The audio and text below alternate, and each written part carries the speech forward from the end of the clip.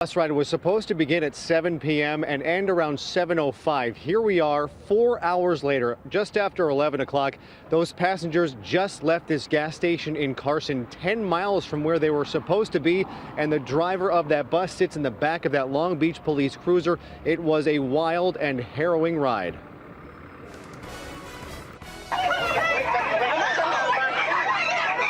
It was supposed to be a night of terror, but not like this.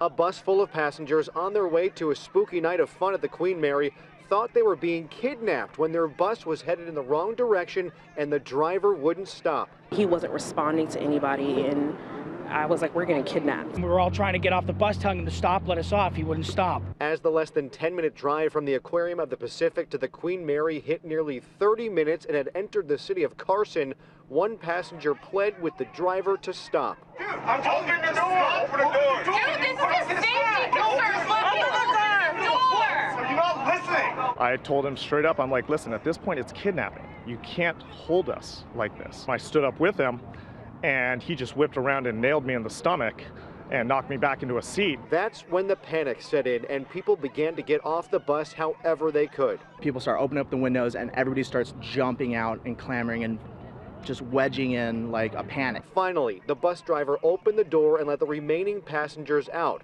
The sheriff's department showed up shortly after and took the driver into custody.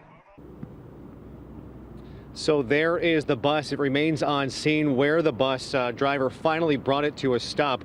I just asked him in the back of that police cruiser whether he knew people were asking whether they wanted him to stop. He said he wanted to find a safe place to stop, but passengers say they asked him miles and hours ago and it just did not happen. One of the passengers told me this began when the bus encountered a train parked on the tracks and the driver tried to find a way around it. Well, it was a long way around, 10 miles, and here we are 4 hours later and those passengers just left. The driver will be spending the night in jail.